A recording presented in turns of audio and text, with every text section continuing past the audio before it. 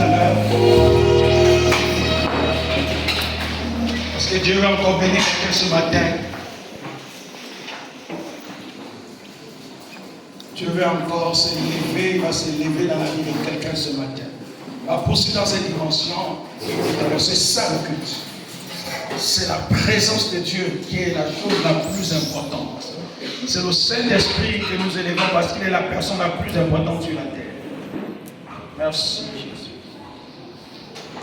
Dans la rangée du milieu,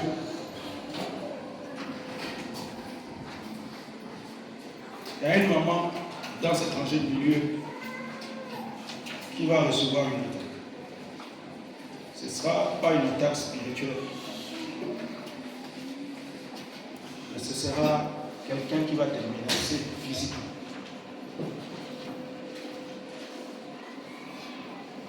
Et lorsque cette personne viendra te menacer, il ne faut pas répondre. Ne réponds pas. Parce que c'est une personne qui prémédite un mal contre toi. Et cette personne ne t'aime pas véritablement. C'est une personne qui a un double visage. Et c'est un homme. Mais lorsque la personne t'attaque mal, ne réponds pas. Parce que Dieu va faire quelque chose. Et Dieu va glorifier son nom.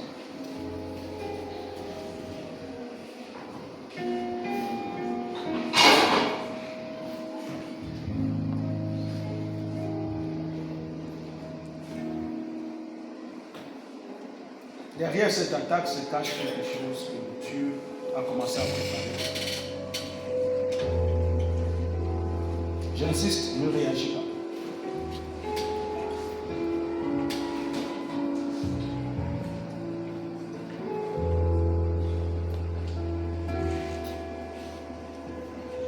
Ça va arriver cette semaine qui commence maintenant.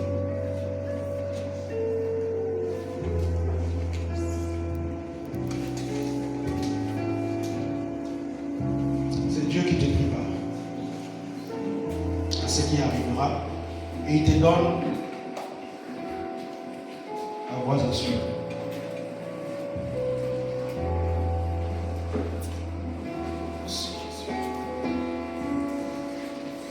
Bonjour à tout le monde. Vous avez bien dormi?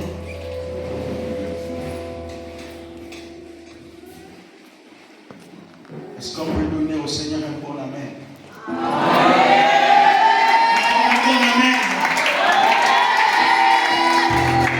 Merci pour ta parole.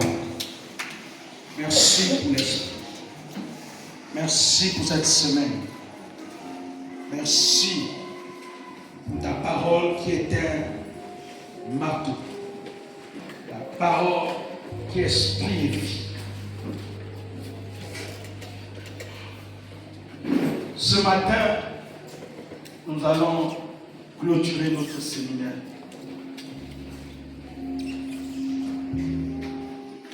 Et je vais t'inviter parce que Dieu va continuer à te parler tout à l'heure. Il y a l'atmosphère prophétique qui est là. Dieu va continuer à parler tout à l'heure. Et te disposer ce matin. Dispose-toi. Que vois-tu? C'est le thème de ce matin.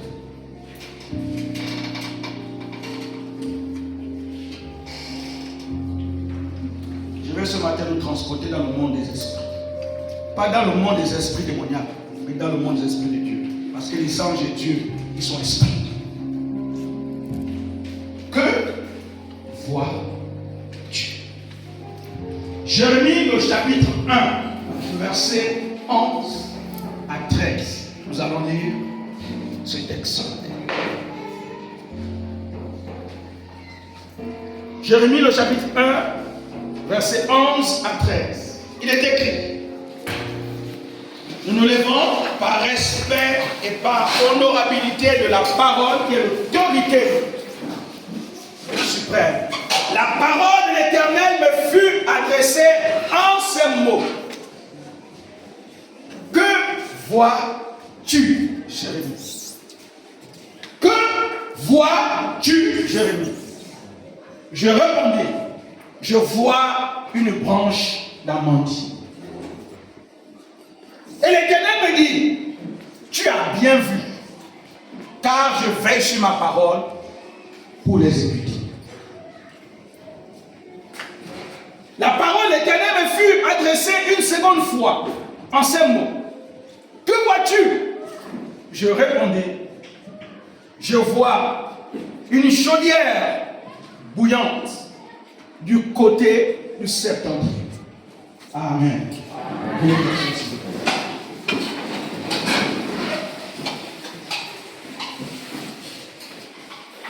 Jérémie, l'un des prophètes exceptionnels dans la Bible.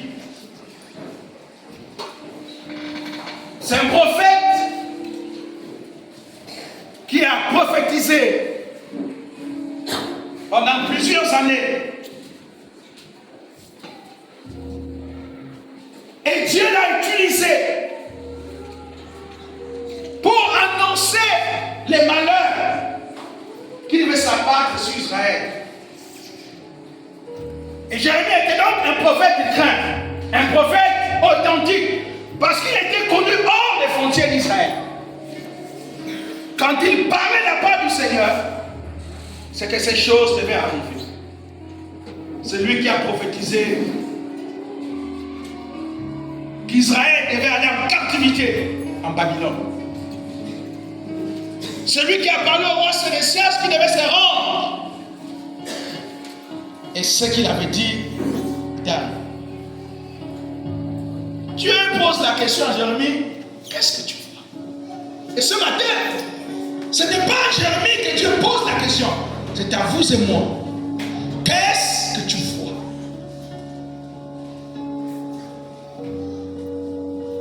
Qu'est-ce que tu vois? Et si la question ne s'adresse pas à ton corps physique, s'adresse à ton esprit.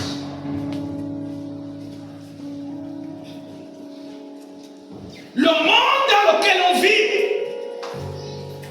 n'est que l'ombre du spirituel. C'est pourquoi l'homme est d'abord spirituel. Et l'homme n'est qu'une enveloppe de l'esprit. Par conséquent, toutes les décisions et tout ce qui se fait, c'est fait dans le monde des esprits. Dieu prend des résolutions dans le monde des esprits. Car la manière dont tu vois les choses, c'est ce qui te caractérise. La voyance, voir, est donc importante. La voyance est une conception de l'esprit de l'homme. Je conçois ce que je veux devenir dans l'esprit. Et ce que je dois être, je le vois intérieurement. Ce matin, on va découvrir deux réalités importantes. Deux. La première réalité importante est celle-ci, je l'ai intitulée, c'est ce que tu vois qui fait toute la différence dans ta vie. C'est ce que tu vois qui fait toute la différence dans ta vie. Bien-aimé, il est capital de comprendre que la réalité de ma personne se conçoit dans l'esprit. Car si tu ne vois rien, rien n'arrivera dans ta vie. Je suis donc à l'image de ce que je vois spirituellement de moi. La différence entre toi et l'autre, c'est ta capacité à appréhender les choses dans le monde spirituel. Ta destinée doit se voir dans le monde spirituel.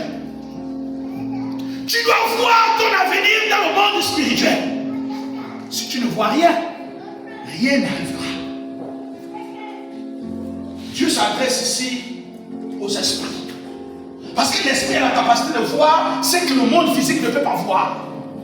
Tes yeux physiques ne peuvent pas voir ce que les yeux de l'esprit peuvent voir. Le monde marche dans l'ignorance. Le monde ne voit pas ce que l'esprit voit. En vérité, nous sommes d'abord esprits avant d'être charnels. Je vais te dire ce matin, tu es un esprit dans un corps seulement. Et ton esprit est l'entité la plus importante. Ton esprit est la personne la plus importante. C'est pourquoi l'esprit ne meurt pas. L'esprit est éternel. L'esprit a été construit par la divinité. Quand Dieu te pose la question, qu'est-ce que tu vois? Ne s'attend pas que tu lui dises, je vois cette corbeille. Qu'est-ce que tu vois?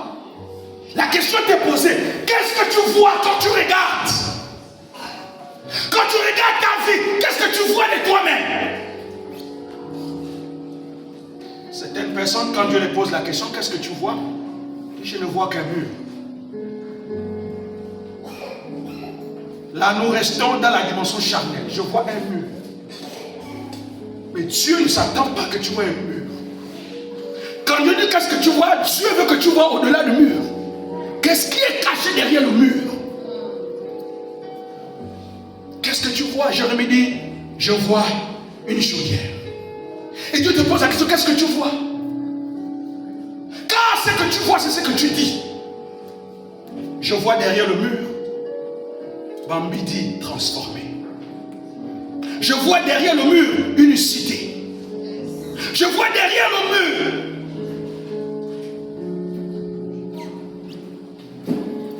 une cylindrée. Alléluia. La réalité, c'est que tu conçois en toi. La réalité est en toi. Et Dieu aimerait que ton esprit prenne la réalité et ramène dans ton domaine. Ramène dans ta conception et dans ta mentalité des choses. Le monde marche avec ceux qui conçoivent les choses dans leur esprit. On fabrique notre vie dans l'esprit. Car c'est ce que je vois dans l'esprit qui se matérialise. Vous n'allez jamais vous réaliser si vous ne concevez pas ce que vous êtes spirituellement. Si vous ne voyez rien en vous, alors les hommes ne verront rien en vous. Parce que c'est vous-même qui êtes la réalité de votre propre existence. Il faut que tu apprennes à voir spirituellement. Il faut que tu arrêtes de marcher de façon aveugle. Mais commence à marcher par l'esprit. Commence à voir les choses en toi. Commence à voir la réalité de cette femme qui deviendra une grande dame demain. Commence à concevoir la grandeur de ce grand homme demain qui va gérer certainement des grandes entreprises. Ça se construit spirituellement.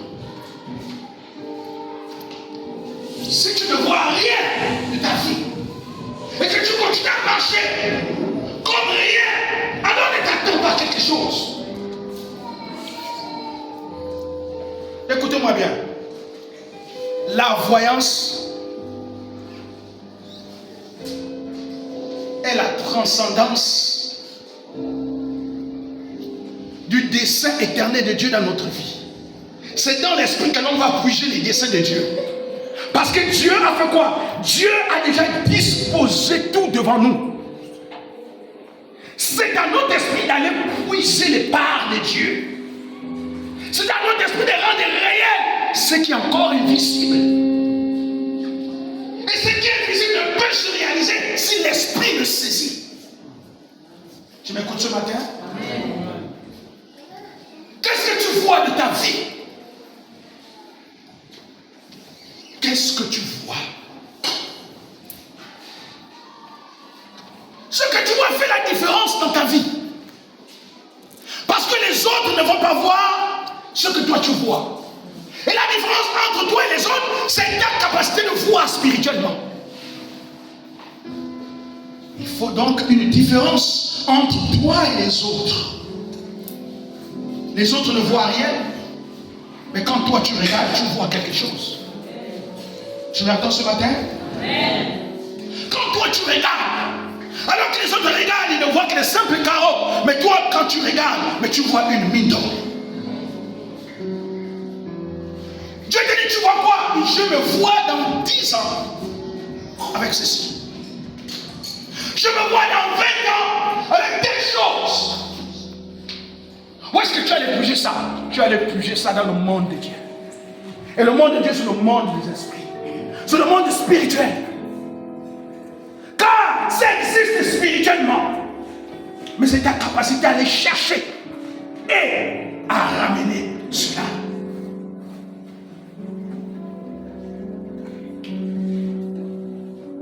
La voyance est une faculté de l'esprit.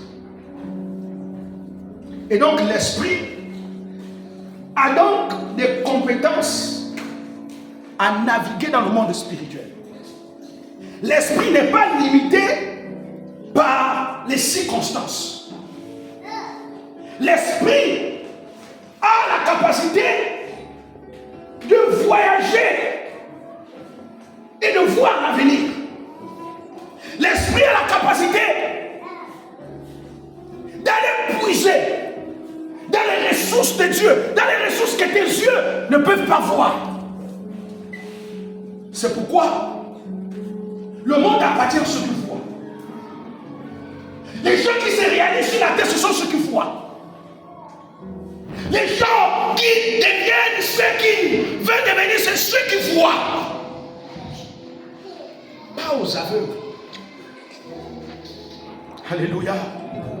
Pas aux aveugles. Frère, qu'est-ce que tu vois de ta vie? Quand tu te regardes là où tu es, qu'est-ce que tu perçois de ta vie? Un homme paumé, une femme inutile, une femme qui est appelée à rester sans rien faire, une femme qui se voit limitée à midi. Qu'est-ce que tu vois dans l'oreille de l'esprit? Tu vois quoi? Ce que tu vois physiquement n'est pas la réalité de ton spirituel. Ce que tu te perçois là, ton image actuelle ne reflète pas ce que tu es spirituellement. En vérité, le physique parfois nous trompe.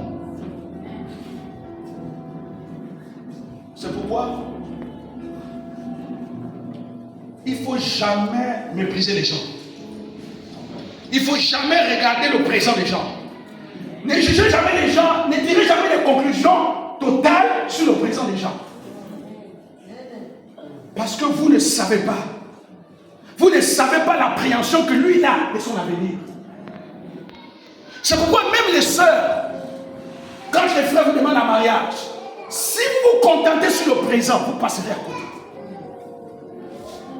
Le présent va vous montrer que le frère est peut-être sale. Il est peut-être mal coiffé. Il est peut-être manjango. Ça, c'est la réalité du présent. Va chercher la révélation de ce qu'il est. Va chercher la révélation de ce qu'il est. Si tu as la révélation de ce qu'il est, tu vas courir, tu vas accepter la demande. Tu ne vas pas refuser parce que la réalité va te dire, lui là, va t'amener où? Déjà, il est déjà comme ça, manjango comme ça. Qu'est-ce qu'il va me donner? Un pauvre comme ça. Hier, j'écoutais la sœur Nadège. Conseil Nadège, non? De l'ancien groupe KL Musique. Parlait par rapport à son mari à tort. Elle disait, c'était tous jeunes. Jeunes.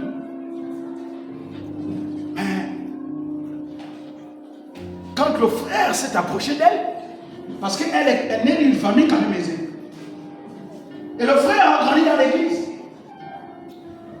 Elle disait qu'au début, elle voyait le frère était là, mais l'avenir n'était pas aussi... Rien ne se faisait voir. Rien ne se faisait voir. Mais qu'est-ce qu'elle a fait?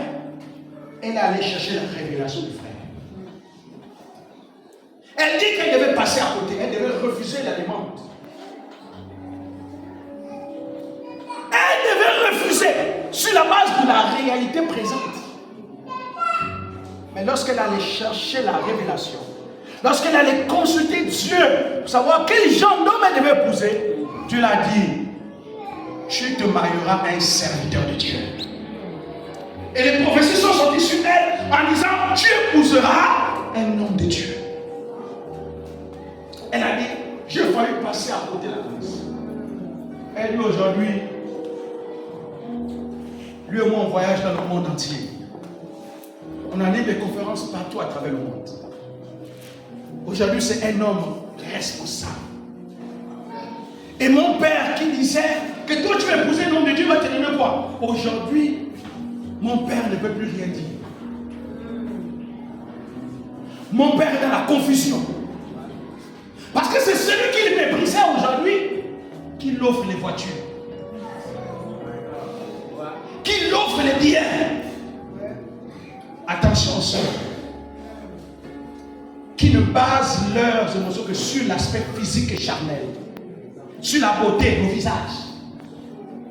Non, va chercher la révélation du frère. C'est la même chose chez la sœur. Va chercher la révélation de la sœur.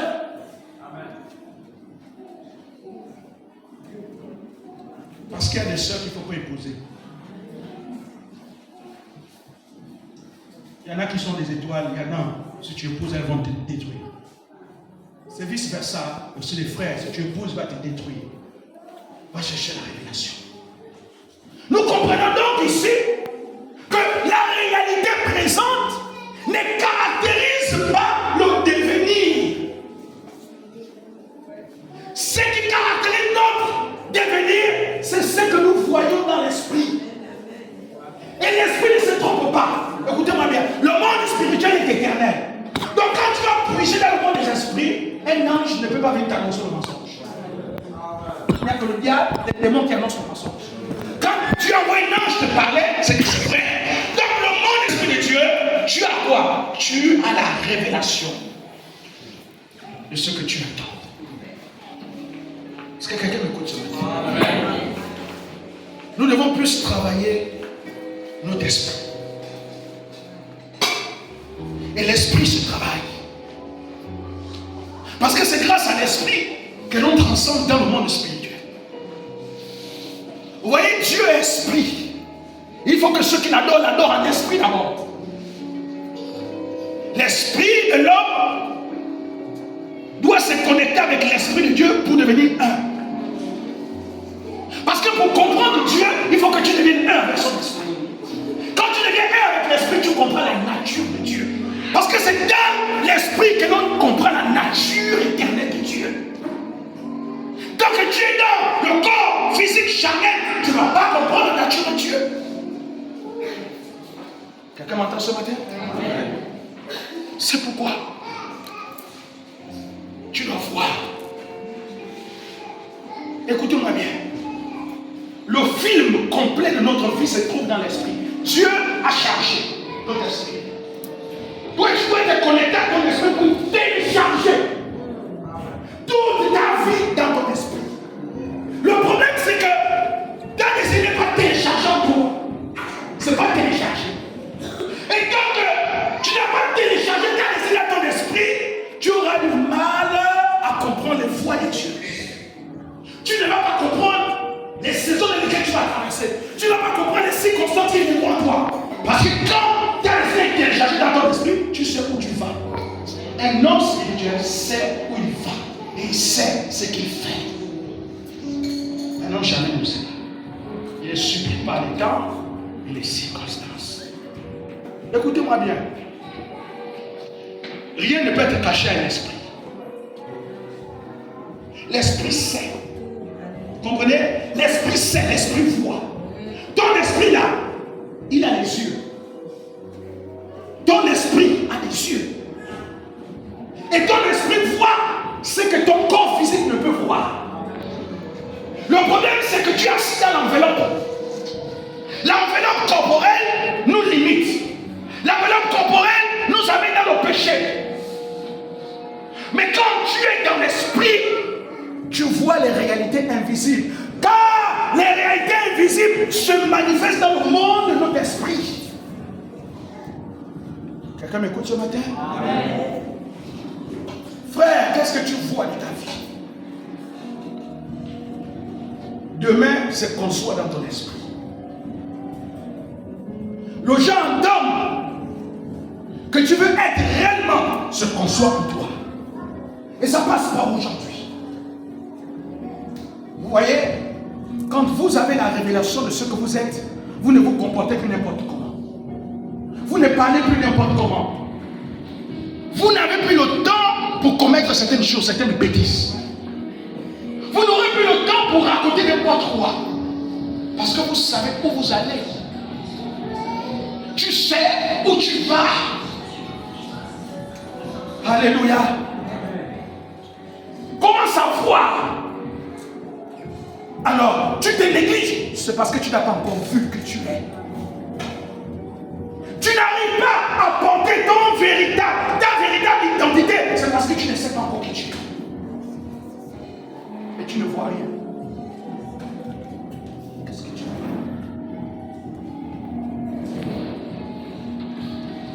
Quand tu fermes les yeux physiquement, tu fermes les yeux, tu te concentres. Qu'est-ce que tu vois de toi-même? Tu vois cette femme misérable, cet homme misérable. Tu vois cet homme qui est limité. Mais l'esprit n'est pas limité. C'est notre corps qui est limité. Mais l'esprit transcende.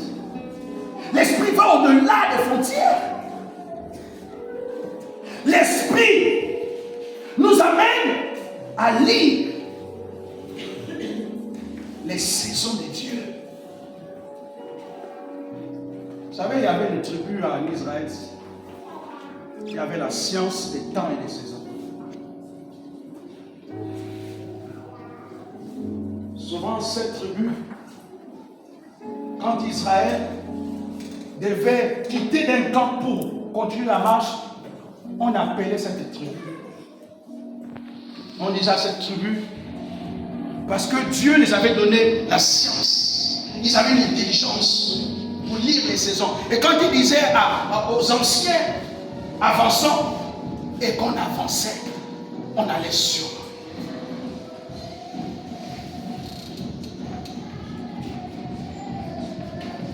La deuxième réalité ce matin,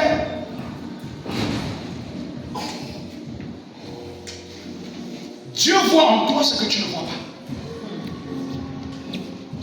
Dieu voit en toi ce que tu ne vois pas. Et ce matin, Dieu veut t'amener à voir en toi le potentiel. Voir en toi l'avenir. Voir en toi quelqu'un qui va se concrétiser. Qui deviendra une réalité. Dieu voit en toi ce que tu ignores. Quand Dieu te regarde, il ne te regarde pas avec les yeux du préjugé. Mais Dieu voit un esprit accompli en toi. Parce que tu es un esprit accompli. Dieu voit une femme accomplie. Dieu voit un être qui est en mouvement, qui est en devenir. C'est pourquoi la meilleure personne qui peut faire une lecture vraie de nous, c'est Dieu. Et nous devons nous appuyer sur les dires de Dieu. Nous devons nous appuyer sur ce que Dieu voit sur nous. Tu m'entends ce matin? L'esprit est la lampe du corps. C'est cette entité divine en nous qui pilote tout ce être. L'homme est un être composé. L'être humain est tout un mystère. Quand vous voyez le petit corps que vous avez, les scientifiques disent qu'il y a 206 os.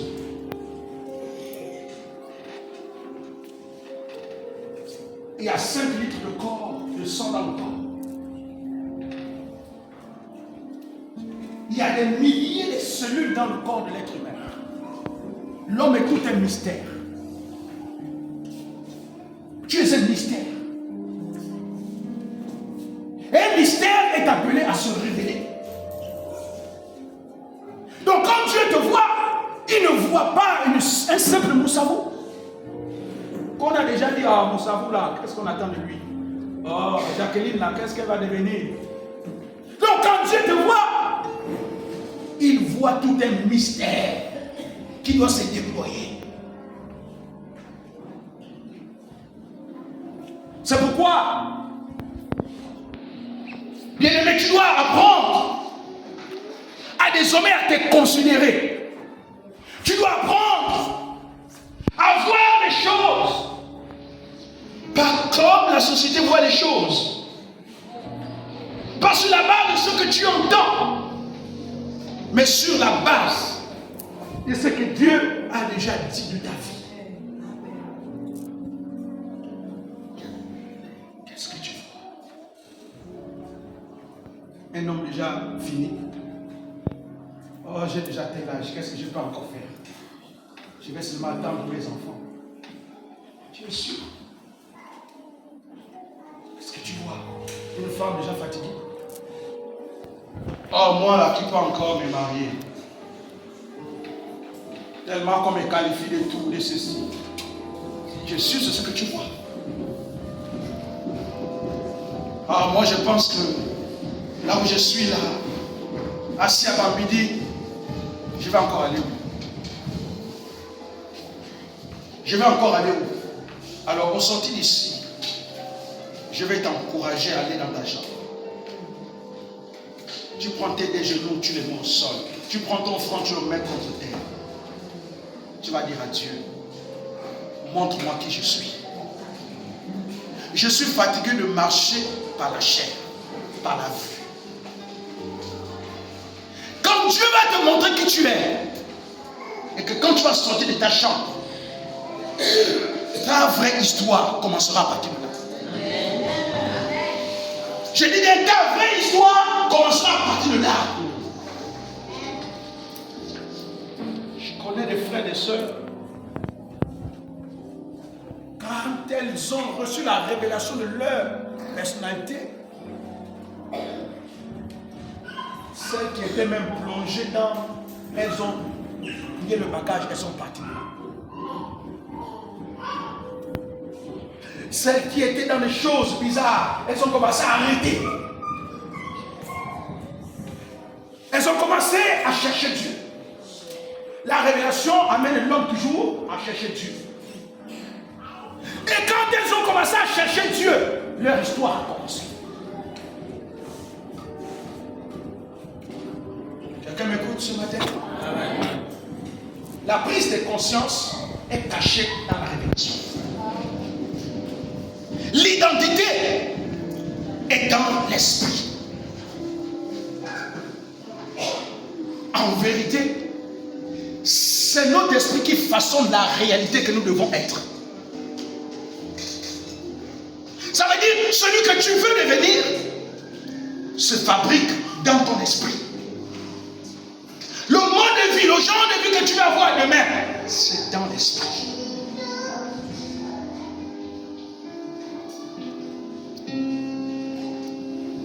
L'Éternel dit à Abraham, lève tes yeux, regarde. Qu'est-ce que tu vois? Abraham regarde, il voit les étoiles. Il dit, si tu peux compter les étoiles du ciel, ainsi tu seras ta descendance. Écoute-moi bien, Dieu ne marche pas avec les gens qui le voient. Dieu ne marche pas avec les gens qui le voient. Et tant que tu ne verras rien, tu resteras au même niveau. Tu resteras au même niveau. Les autres qui sont venus, qui sont spirituels avant toi, vont venir te dépasser. Ils vont comprendre des choses que toi tu ne comprends pas parce que tu ne vois rien. Il dit, compte les étoiles de la terre, ainsi sera ta descendance si tu peux compter. Bien-aimé, celui qui se lève avec la révélation court plus vite que celui qui marche avec les théories humaines. Avec les théories humaines, que celui qui marche sans révélation. C'est pourquoi vous voyez aujourd'hui, il y a un combat dans l'église. Les enfants de la chair combattent les enfants de l'esprit. Parce que les enfants de l'esprit savent où ils vont et ce qu'ils font. Mais les enfants de la chair ne comprennent rien, ils combattent. Quelqu'un m'entend ce matin? Je vois en toi des choses extraordinaires. La voyance vient booster l'homme. Voyez, quand on voit quelque chose, on va à la quête de la chose.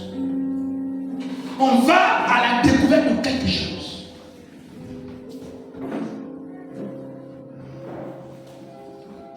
Au CM2, on nous a enseigné que Christophe, comment on l'appelle? Christophe Colomb. Christophe Colomb. On crut qu'il y avait d'autres mondes, d'autres continents. Mais ce n'est pas partie de leur, c'est partie de leur esprit.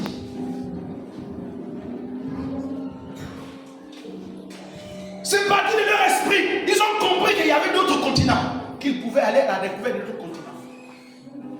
Ils ont conçu ça dans leur esprit. Ensuite, ils ont trouvé les moyens pour y naviguer. Ils sont partis à la quête de ce qu'ils pensaient réel.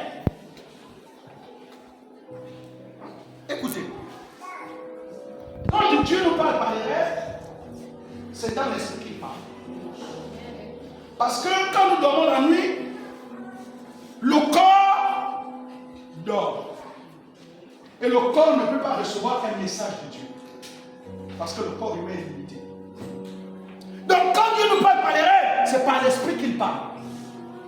C'est pourquoi en vérité, c'est le corps qui dort, mais l'esprit de l'homme ne dort pas. L'esprit de l'homme ne peut dormir parce que l'esprit est éternel. L'esprit n'a pas de zone, n'a pas de chair. L'esprit ne ressent pas la fatigue et la somnolence. L'esprit n'a pas faim et soif en dehors des choses spirituelles. Quelqu'un m'écoute? Et l'esprit se nourrit pour nous enfants de Dieu avec la parole et avec notre intimité avec Dieu. C'est pourquoi en fait l'esprit a donc la capacité d'aller là où vous lui commandez de partir. Quelqu'un m'écoute? Peut-être c'est un peu fort. Mais l'esprit a la capacité de partir là où vous lui commandez. Regardez, je vous prends un exemple banal. Les Nganga commandent les esprits, non? N'est-ce pas? On va comprendre qu'un Nganga est une personne, mais qui travaille avec les esprits, n'est-ce pas? Donc il commande aux esprits d'aller faire quelque chose, les esprits l'obéissent, c'est fort. Dans le monde de Dieu, nous avons la possibilité de dire à notre esprit, va. Va voir.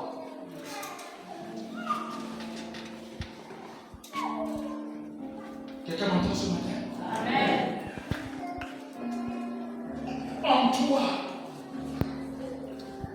il y a des domaines que tu n'as pas encore découverts. Quand je dis que l'esprit de l'homme est un mystère, ça signifie qu'en toi, ça veut dire que tu n'as même pas encore foulé la terrasse de ton esprit. Tu n'es pas Tu n'es pas vie dans ton esprit, tu n'es qu'à la dimension du parvis. Tu n'es pas encore rentré à la terrasse, parce que le parvis, vous voyez, le parvis, alors c'est là où, pas la terrasse, là on laisse nos parvis dehors. Et quand le parvis rentre à la terrasse, hein, on appelle la terrasse là le sanctuaire. Et quand vous quittez le sanctuaire, vous rentrez dans le lieu très saint, le centre. Le lieu saint. Et quand vous quittez le lieu saint, vous rentrez où? Dans le lieu saint. Est-ce que vous voyez les compartiments? Donc ton esprit est toute une entité, tout un mystère qu'il faut comprendre le fonctionnement. pas avec les règles humaines. L'esprit fonctionne avec les principes du royaume de Dieu. Quelqu'un m'entend ce matin? Amen. Alors si tu ne comprends pas qui tu es, tu passeras à côté. Parce que beaucoup de chrétiens sont assis sur les chaises de l'église, mais ne savent pas qui ils sont.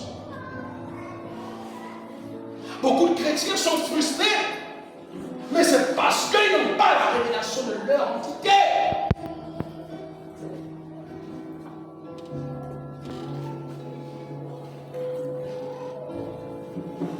Regardez.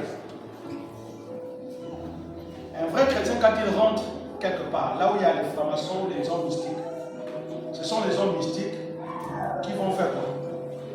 Qui vont trembler, qui vont pleurer. Parce que quand vous rentrez, vous, donc votre esprit sait qu'il y a les étrangers là. Parce que vous n'êtes pas dans le même royaume. L'homme spirituel sait repérer le spirituel. Mais par l'esprit. Et au plus souvent, ce sont eux qui commencent à... Ils vont partir de là. Vous allez voir, certains vont commencer à quitter là. Parce que ton esprit est supérieur à leur esprit. Alléluia. Amen. Écoutez-moi bien. L'esprit de Jésus est l'esprit supérieur. Aucun autre esprit ne peut se mesurer à l'esprit de Christ. Donc, comme moi je suis en Christ, mon esprit est donc au-dessus de tous les esprits. Regardez. Amen. Celui qui est sur la terre ne peut pas donner les ordres à celui qui est sur la terre. Il n'y a que celui qui est au-dessus. Voilà, hiérarchisation spirituelle, il y a le premier ciel, il y a le deuxième ciel et le troisième ciel. Satan prend toutes les leçons du monde au deuxième ciel. Il commande. Toute la loi, toute la dictature satanique c'est au deuxième ciel avec celle des mondes qu'il prend. Mais toi, tu es au troisième ciel. Donc, ton esprit est supérieur. Donc, celui qui est au ciel voit tout ce qui est sur la terre. C'est pourquoi l'esprit de l'homme a la capacité de voir les choses. Quelqu'un m'entend ce matin? Amen. Quand la Bible dit que nous sommes assis avec Christ dans les cieux, ce n'est pas le racontage. Ce n'est pas n'importe quoi. Le problème, c'est que nous ne comprenons pas la parole de Dieu. Nous avons du mal à comprendre la parole. Parce que celui qui est assis au troisième ciel, mais il est au-dessus du pouvoir même du diable. Parce que le pouvoir satanique ne peut pas contrôler le pouvoir du troisième ciel. C'est faux. Le pouvoir du troisième ciel est au-dessus du pouvoir du deuxième ciel, au-dessus du pouvoir du premier ciel. Quelqu'un m'entend ce matin? Amen. Je t'affirme que tu es un esprit d'un corps. Arrête de te regarder comme tu te regardes. Assieds-toi. Assieds-toi un instant et commence à dire à Dieu, au fait, je suis qui Père. Voyez, la prise de conscience vient de l'éveil de l'esprit. Et quand l'esprit vous booste, quand l'esprit vous fait comprendre quelque chose, vous allez changer de philosophie de vie. Tu m'entends ce matin? Dieu voit en toi ce que tu ne vois pas. Et Dieu veut marcher avec toi. Dieu veut marcher avec toi. Je vais m'arrêter là à cause du temps ce matin. Et nous allons poursuivre la partie B plus tard. Je t'invite à fermer tes yeux un instant.